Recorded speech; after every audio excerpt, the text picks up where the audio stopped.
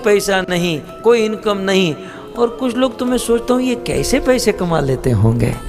चौथा माला ही नहीं होता है, बुद्धि नहीं होती है, लेकिन कर्म का बादशाह होता है।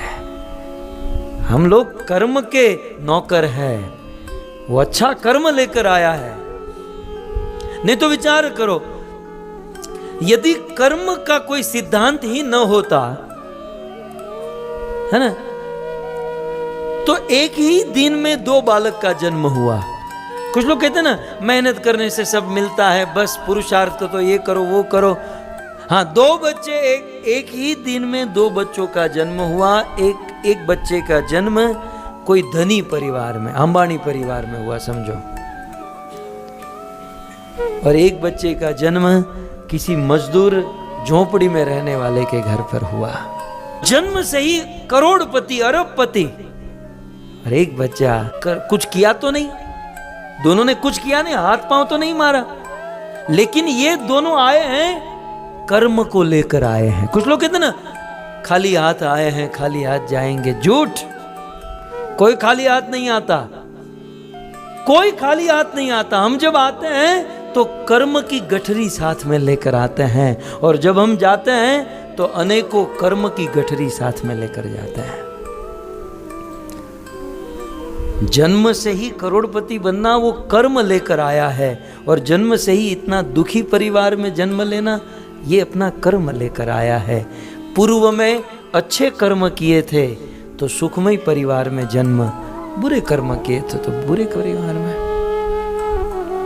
इस संसार में हमारे जीवन में जो परिस्थिति आ रही है समझिएगा वो हमारा कर्म है, और कभी भी परिस्थिति को बदलने का प्रयास मत कीजिएगा, पूरा जीवन निकल जाएगा, परिस्थिति नहीं बदलेगी।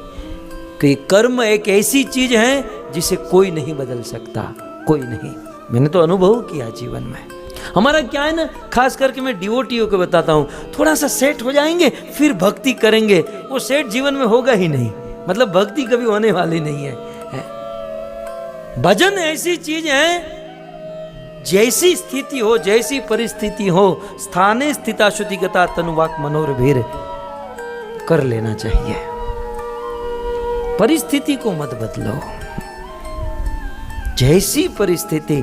इसलिए तो हमारे वहां गाते ना, सीताराम सीताराम सीताराम कहिए, जाहि विधि राखे राम ताहि विधि।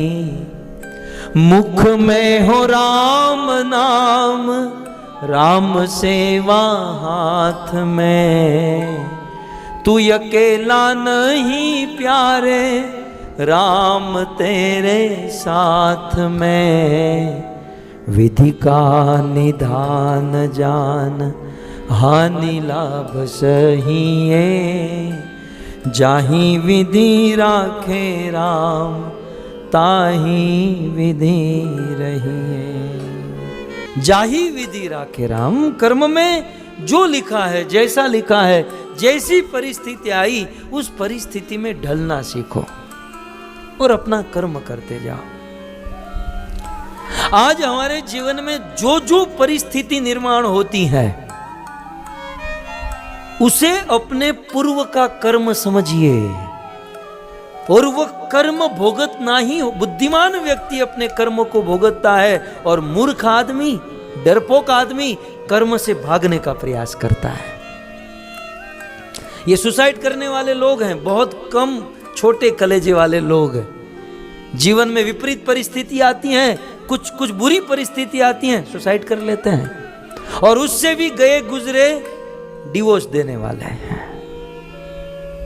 ये जो पत्नी मिलती है, पति मिलता है, बच्चे मिलते हैं, ये हमारा कर्म है। उस कर्म से आप कितना भागोगे? आप इस पत्नी से भागे तो कहीं उससे भी एना माथा नहीं मड़ से वहां, और क्योंकि वो पत्नी आपकी परेशानी नहीं है। वो पत्नियों के लिए कहूं, पति आपकी परेशानी नहीं है, आपकी परेशानी आपका कर्म है। ये जो दुख आ रहा है वो तो मात्र माध्यम है, एक मात्र इंस्ट्रूमेंट है। रामायण में बहुत सुंदर कहा गया, काहू न को सुख दुख कर दाता, निज कृत कर्म भोग सब भ्राता। दुनिया में किसी की ताकत नहीं है कि कोई किसी को दुख दे सके या सुख दे सके। हमारे जीवन में सुख और दुख हमारे कर्म का फल है, हमारा अपना कर्म। हमने कुछ ऐसे कर्म किए होंगे जो हमारे सामने परिस्थिति आई, बुद्धिमान व्यक्ति उस परिस्थिति को भुगत देता है।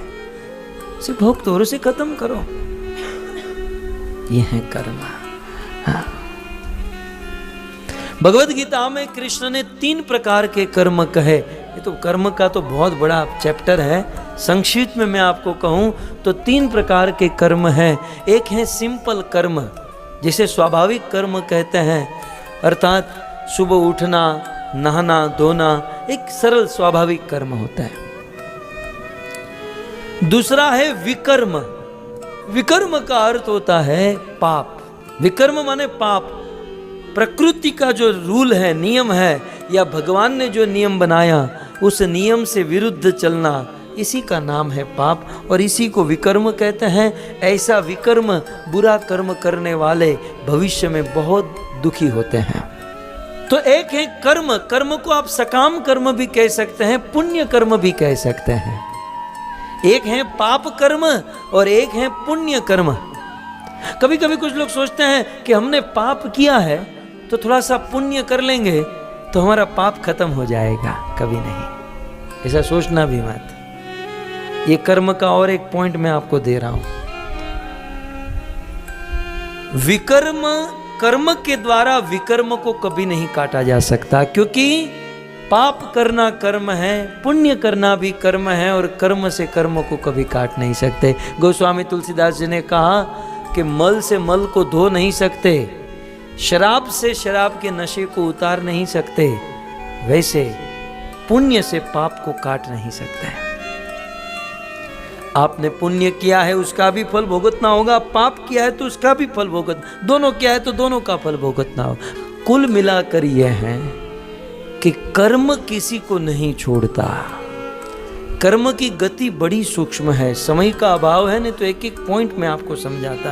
आप समझदार हो, समझ रहे हो, आप तो केवल चेक करने आए हो, बाकी आपको तो ज्ञान है ही पहले से। तो कर्म की गति बहुत सूक्ष्म है। जो भी हो रहा है जीवन में, जब भी कोई अघट घटना घटे तो भक्तों एक बात ध्यान में रखिएगा, किसी को दोष मत दीजिएगा। इतना सीख जाओ, जीवन में कोई मन से विपरीत घटना हो जाए, अघट घटना हो जाए, कोई दुख प्रॉब्लम आ जाए, किसी को दोष मत दो। दोष देना चाहते हो अपने कर्म को दोष दो। भागवत में वर्णन है कि ध्रुव को जब उनकी सौतेली माँ ने उठाकर पटक दिया, निकाल दिया, तब ध्रुव की माँ ने ध्रुव को इतना ही कहा कि बेटा बेटा तुम स्वप्न में भी यह मत सोचना कि तुम्हारी सौतेली माँ ने तुम्हें दुख दिया है।